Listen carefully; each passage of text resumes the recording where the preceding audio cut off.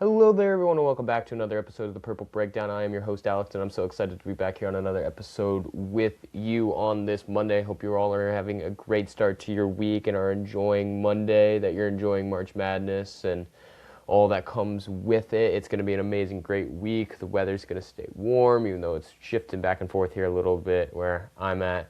But it's going to be great and amazing week. But we're here to talk about the Ravens, so let's get ready to jump into that. But first, if you like the content that you are hearing, please consider liking, subscribing, and commenting. Commenting makes my day. It gets you the chance to be featured in the first part of every podcast, part of the podcast where we do the comment section, where we take comments from previous sections and come in and discuss them and talk about them. You get the shout out. It keeps you as part of the podcast. It keeps engagement going and up. And it makes my day because I get more comments and I love talking Ravens. And I love hearing what you guys have to say about the Ravens. So please keep doing that. We've got some great stuff to talk about today, so let's jump into it, and let's start with the comments. And our comment is from Marco Mustang. Thank you so much for the comment. You said, nope, and this is to do with the Ravens' new coaching, new strategy to free agency in the draft. It says, nope, it would be smart to sign a few more free agents so we don't teach on picks in the draft. We need to sign right offensive guard Kevin Zeitler, defensive end Clowney, 2 veteran corners, free agent Njoku, tight end. Then we can move and groove with the drafts picks next month. Stop thinking about quantity and think quality. And then great emoji with the sunglasses. Thanks so much for the comment, Marco. Love to hear from you. Please keep the comments coming. I love your thoughts, and I went into this on the podcast yesterday. Understand that the shorts are a very short clip of what you see in the actual podcast. It's more to keep engagement up and keep the podcast out there so more people come in and enjoy it, and then more will start with the long form because we get the most out in the long form. But thank you so much for the comment. I went into this yesterday that the Ravens are not done in free agency. More moves will be made in free agency. They have to make more moves. If they just ended free agency right now, yes, did they address some issues? And they brought in some good talent. John Simpson, Jalen Hawkins, re-signing Chidobe Awuzie, Trey Hendrickson. Good moves. Keeping backup quarterback as Tyler Huntley.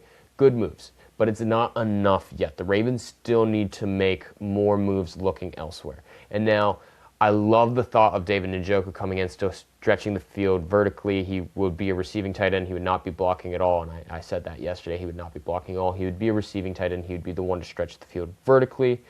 The veteran corners, the Ravens could very well do that. They would have to be cheap corners. And veteran corners that they bring in would not be players that would be getting lots of starting time. Just looking at it, the Ravens still have Marlon Humphrey. They still have TJ Tampa, Chidobe Awuzie, and Nate Wiggins. Those are going to be the starting guys in the lineup, and I don't see 2 veteran guys, regardless of how much you're paying them, whether taking over the slots there. And so I expect if they bring in depth corners like that, and they should very well bring in depth corners just in case somebody gets injured, they're just going to be rotational guys, sort of like what the Ravens have done with Javon Gwynn and Danny Pinter, just guys in the back that are depth and may get some time if it's a blowout, or if somebody gets injured, will get the chance to play up.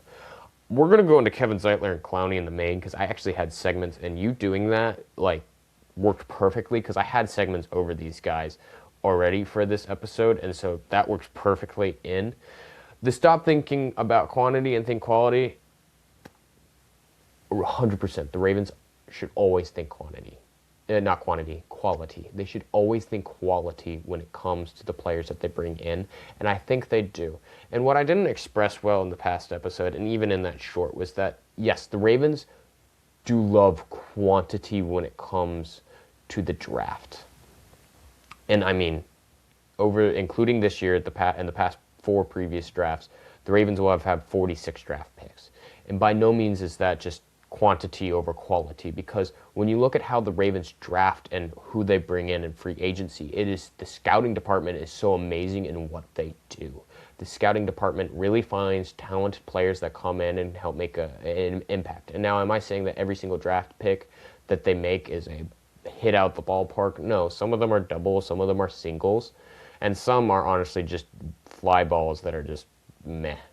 And you can't expect every single player to be a single or a double or a triple or a home run. You can't expect every single one of them to be amazing. And the Ravens have shown that not every single one is an amazing pick either.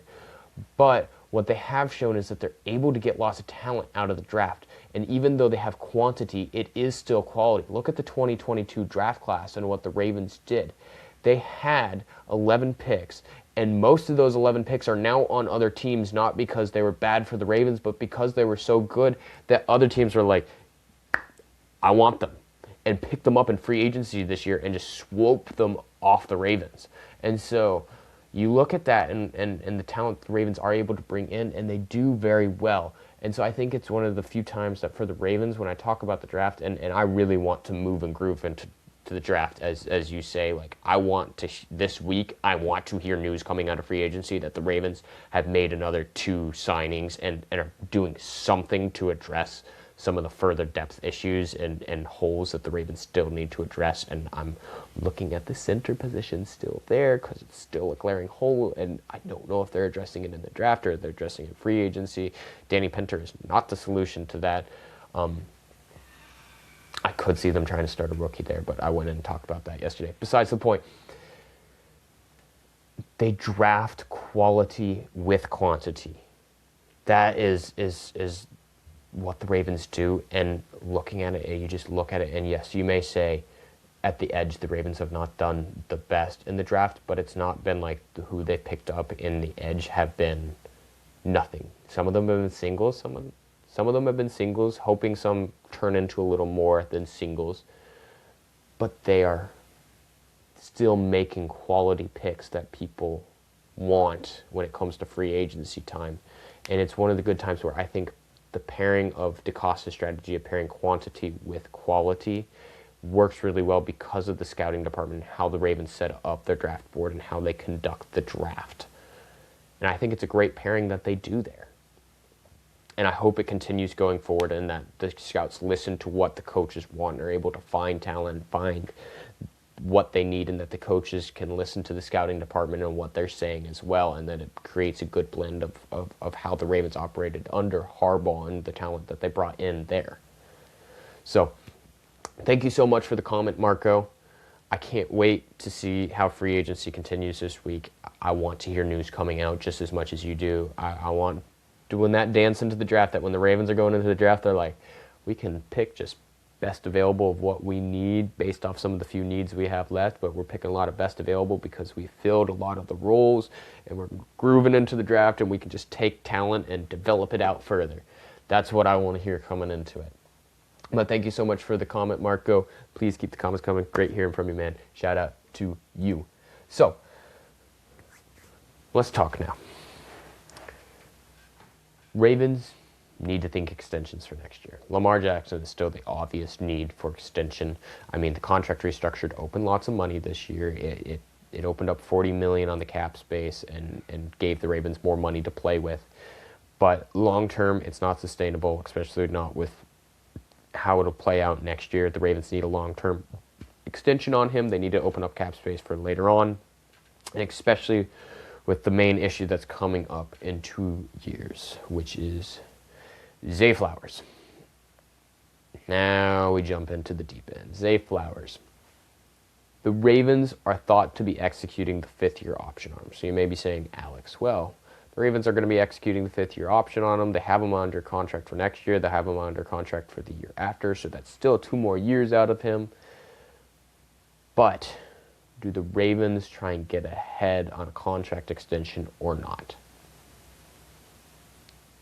I don't think this year, heck, I don't even think with the 5th-year option that they sign a contract that same year. I think they wait, and they wait until he's in the middle of his 5th-year option to sign a longer-term contract extension, especially with what just happened with JSN.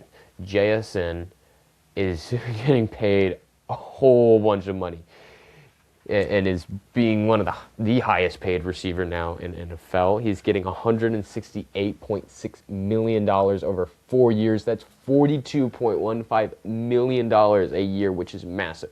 Which means when the Ravens are looking at contract extension talks with Zay Flowers, even though he is not one of the top receivers in the league, his floor for just the entire floor for the wide receiver market just shifted upwards because of the contract that JSN just signed. And so naturally, Zay Flowers' contract and the money that he could demand in a new extension goes up as well. The thought is he could demand about $35 million a year. So when looking at, do the Ravens go out and extend Zay Flowers right now? I think no, because he's $2.8 million in the cap space this year. Exercise the fifth-year option, you're only paying him about $28 million, which still keeps him below that 35. And then the decision can be made: do we give him the extension now and give him the 32 million? And can it work in around the cap space with that? Now, there's arguments both ways of whether or not to keep Zay. A lot of people say he's not a true wide receiver 1. He's a wide receiver 2 on most other teams. But look at what he has done for the Ravens. I am falling into the camp that Zay Flowers is an underappreciated receiver for the Ravens. I think when you truly look at what he has done with the Ravens, he's done well. His rookie year, he had 77 receptions for 858 yards and 5 touchdowns. Year number 2, 1,059 receiving yards for 4 touchdowns. Year 3, he had 86 receptions for 1,200 yards and 5 touchdowns. And if people are going to argue, I think he is truly a wide receiver 1. I don't believe he's on the upper echelon of, he is the top of wide receiver 1s, but he is a wide receiver 1, and he is a versatile weapon for the offense. Now, I can understand where people may say he has failed in critical moments, and yes, have there been times where he has fumbled the ball and messed up? Yes, I understand that. But when looking at him and what he has done for the Ravens, his impact on the offense is extremely evident, and he's a shifty player, good route runner, has speed, and can make plays for the Ravens. And I believe an extension should be in the books for him, because when looking at the Ravens, they have never really been the ones to keep a wide receiver like this long term. I mean, Marquise Brown demanded a trade out, and you could argue that in the past, they brought in some like Derek Mason and guys, but those were older guys, and you could sort of compare that in with Juwan Jennings and what he could do. But Zay is truly a wide receiver 1, and for the Ravens is the best wide receiver, and has done a lot for the Ravens and deserves the contract to go out and continue, because the Ravens need a wide receiver to continue to run the style of offense that they want to run, hunting good big plays. Now, yes, it's going to be a run. It's going to be running probably 40% of the time, 38% of the time the Ravens will run the ball. But if you're hunting big plays, you need versatile players like what Zay Flowers is. And for the offense, he is needed. And we've seen what happens when Zay goes down and gets injured. The offense struggles in the passing game a little. Now, I understand where the people are coming in he doesn't show up in big moments. And I will agree that Zay has a problem and a tendency to try and overdo some plays, is the best way to put it, where he tries getting too much out of it and a mistake gets made out of that. So if he is going to get a long-term contract, and I believe he should get a long-term contract, just, again, not this year, not next year, sort of in the end of that 5th-year option, give him the contract extension, and so that way you're not paying him $35 million, and you still have him under contract for 2 more years, and now he's played for the Ravens for 5 years, and then you can get him another 3-4 more years, and I believe he will continue to perform very well for the Ravens, and he has a connection with Lamar Jackson. But I think if he gets this contract extension, that he needs, and the coaches need to stress it into him, do not overdo the plays. Take what you are given. If you are having multiple guys coming down on you, somebody from behind, don't do the step back and then get tackled or have a fumble. Take what is given to you, get the most out of what is given to you, and execute that way. Because if he does that, there's multiple times where I've seen if he just takes what's given to him, he gets a first down, he gets a touchdown, and he doesn't make a mistake like what he has. But I think he's an extremely versatile player, extremely good wide receiver, and I mean, he is a wide receiver 1. He's a top 30 wide receiver in the league, and that's just by the stats. And so if you're saying he's not a top wide receiver 1 because of that, I have some arguments against that, because there's 32 teams in the league, and being a top 30 wide receiver leans itself in saying, hey, no, he is really a wide receiver 1. Even though he may not be a top wide receiver 1, he's still a solid producer and a solid catcher and a good receiver that the Ravens it would hurt losing him. So I like to see him stay, and I think it would be good to give him a contract extension. Just stay on the $2.8 million this year, give him the 5th-year option, pay the $28 million, and then give him the contract extension. And the Ravens can decide like that after the 5th-year option. Now, we're going to jump in and we're going to talk. Marcus, we're coming in here further. The Ravens need, and as I said in the previous video, the Ravens are not done in free agency yet. They have more moves yet to be made, and they have to make these moves going into free agency to further flesh out their team and fully know what are the remaining needs really of the team, and when they're drafting based on those needs. Now, yes, they always go best available, typically first, but they still need to account for needs in it, that they need to know what those final needs are so that they can draft in around those. And the Ravens have money to work with left in free agency here. They have around $30 million left in cap space to work with. And so they have the money to work with it, and free agency, the top priority is still needed, in my opinion. Interior offensive line, you still need to look center, and you can still look guard. Interior defensive line needs a depth piece there. A depth piece is needed. Edge still needs another player there. Tight end, you could go Njoku here. I think it's less of need now that Smythe is here and will be blocking, and I think you could go the draft as the other player. But Njoku would be a great pickup. Wide receiver, I think, is also still a need here at the moment, and picking up, and then depth at corner and other places as well. And so I want to go in. I've talked about the interior defensive line between Calais Campbell and Onyemata. We talked about tight end with Njoku, and he's really the last one that I would consider for the Ravens here at this moment. And so I want to jump back in, and I want to talk about one interior offensive lineman, the last one that I think the Ravens could look at if they really wanted to not start a rookie on the other side. So you'd have John Simpson and then starting another veteran, would be Kevin Zeitler. And it's the same one that Marcus said. I've talked about him in the past, and before the Ravens even signed John Simpson, I was saying the Ravens should target Kevin Zeitler.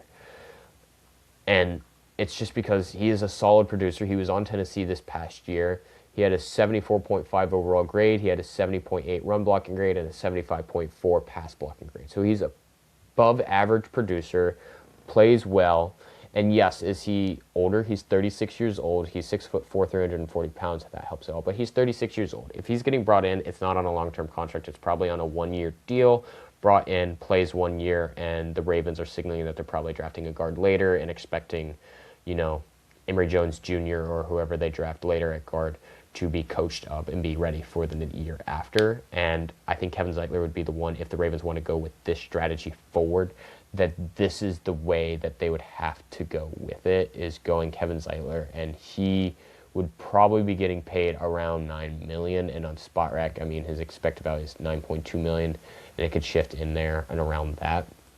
But he would be the one that, if the Ravens want to go that strategy, hold your guards back, play a veteran, play on a solid line like that, Kevin Zeitler would be the guy to go with that. And I 100% think this is the way they should go. Center, everyone still knows the best available center is still Ethan off the Browns, Ethan Pokic. And he's 30 years old. Yeah, he's 6'6", 320 pounds. He's a 63.2 run blocking grade, a 62.2 pass blocking grade, and a 63.8 overall grade. He had 2 sacks allowed, 2 penalties. He's the best available left for any teams at this position. He's expected $10.5 million in contract salary. And if he's getting picked up, it's got to be after the June 1st deadline for the Ravens. So it would have to wait. And honestly, I think if the Ravens want to go center in the draft, I'm still looking in that third round at Logan out of Iowa at center. And I think the Ravens could get a lot out of him. And they've shown well to do with Iowa linemen, hint, hint, Tyler Linderbaum, and what that program does with their linemen. Now, edge. The Ravens picked up Trey Hendrickson, and he is going to help massively in the pass rush. His pass rush grade is amazing, and honestly, just beyond the grade, he is an amazing pass rusher. He doesn't get as many tackles in a season, but he always attacks after the quarterback gets back in there and creates havoc in the backfield. And that's what the Ravens would be bringing him in for, is to create hurry-ups, create havoc in the backfield, get after the quarterback, get those late-game sacks, and just help the Ravens finish games. The Ravens still need an edge that is a run setter, a run defender, and can get in after it. Now, Jadeveon Clowney is an obvious one. And Jadeveon Clowney is honestly one that I think would be a good mix of both. He's a 79.2 overall grade, an 80.6 on the pass rush, a 70.6 on the run defense grade. He had 26 solo tackles for 9 sacks, 3 assists, and 1 forced fumble. I think he'd be a great pairing to come back to the Ravens. We saw him on the Ravens a few years ago, and I think he would be great to have back on the Ravens and would perform very well for the Ravens again.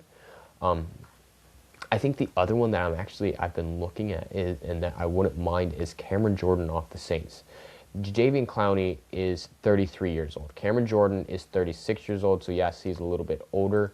But if you're talking about a run stopper, it can very well be Cameron Jordan. He's an 82.1 overall on the run defense grade, a 59.5 on the pass rush grade for a 76 overall. He had 31 total tackles this last year, 10 sacks, 8 assists, 1 forced fumble. So he got in after the quarterback a little more, but it came in spurts and moments. These are the two that I would be looking between for the Ravens. And now I'm looking between these two specifically because they offer quality at an older age. They're veteran edges. They offer quality in a position need that the Ravens need, and they need to be ones that can focus on run stopping to help balance out with Trey Hendrickson there. But they also cost less when it comes to it. And you're looking at the Ravens, Cameron Jordan would cost them $6.7 million expected market value, and then Jadeveon Clowney, $5.7 million. And I mean, there's still other big names that they could go out there. They could still go after Joey Bosa, is still available. They could go after him and get him in, but his expected market value is $13.7 million if they want to go a little more expensive. But these are two guys that the Ravens could go after that are a little more budget and that could still provide a big impact and help balance out with Trey Hendrickson there and create a solid edge that could help with the run stopping, especially since when you're looking at it, you have Trey Hendrickson, you have Mike Green. Those are two guys that are going to get after the quarterback. Mike Green did not perform as well in run stopping, though. And then you have Tavius Robinson, who can be a run stopper and has performed well there. And so bringing in another guy to pair up with him will allow you to create these rotations and keep fresh legs out there. Wide receiver, we've gone into length at them. I think, honestly, my two favorites that I like out there are still Keenan Allen and Juwan Jennings. I know I keep seeing articles about Stephon Diggs and Tyreek Hill getting sent to the Ravens and the Ravens picking them up, and I don't like either of those. And I know others would disagree on me with that, but I don't like that they have issues that's outside of football itself. That they're both a little bit of divas, and that you got to know with them coming into the locker room, there's a certain way that they may behave, and it may hurt the team. So, again, I think free agency, these are the needs that are still left for the Ravens to address.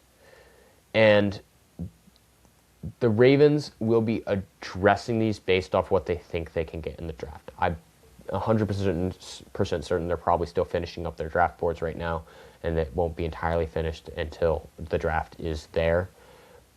But just know that how they operate in free agency is a thought a little bit of what they think they can get out of the draft. But I still think to fully flesh out how they get into the draft, and it's this give and take. It's a double-edged sword. You need to fill so many roles in free agency, and you need to fill so many in the draft, and what you take in the draft can influence what you think you need to take in free agency, and what you think you can take in the draft needs to influence what you is going to influence what you think, vice versa, back and forth. I'm sorry, I just butchered the words there. But they both influence each other. I think they still need to finish on focusing with these positions in free agency. And if at least not entirely, if there's somebody they really want in the draft and that they believe they can pick up, and they may even take a little swing on and picking earlier than what their expected value is, then they may just take depth picks and pickups and free agency right now. But I still think before the must needs that they have to go at is they still need to be looking at the edge there. They still need to be looking at the wide receiver, interior defensive line, they need a depth pick there. It wouldn't hurt to go interior offensive line. And when looking at it, I mean, you do have to save so much money for your draft picks, but Kevin Zeitler costing $10 million and then picking up Jadeveon Clowney, could the two combined, well, if you say $9 million and then the 5.7, you're at, 14.7, $15 million right there, which still leaves you $15 million to play with in free agency, and how you work with incentives and everything could make that even less so that they have more to work with, and then you can bring in the other players that they need. But that's what I am looking at free agency right now and what they really need and who's still available. There's still players available for the Ravens to bring up and pick in, and Njoku could also reduce that. But I don't think they can hit every single thing here. I think that they still need to look in and understand that with the cap space that they have left, I don't think they can hit every single position at this in free agency. It'd just be spending a little too much money. But they can definitely hit the big ones, and they need to. And then the rest can get fleshed out with the draft, and we can go grooving, as Marcus put it there, we can go dancing and grooving into the draft and know exactly what the final things are that need to be fleshed out. So that is all I have for today. I want to thank you all so much for joining in and listening to the podcast. I hope you learned some more today and are having a great Monday. Please, if you like the content that you're hearing, please consider liking and subscribing if you're on YouTube, and leaving a comment. Those comments get featured in the next episode. Same on Spotify. Follow, review, leave a comment. I do that there too. Thank you all so much for joining in and listening. I can't wait to make the next episode, and have a great rest of your day.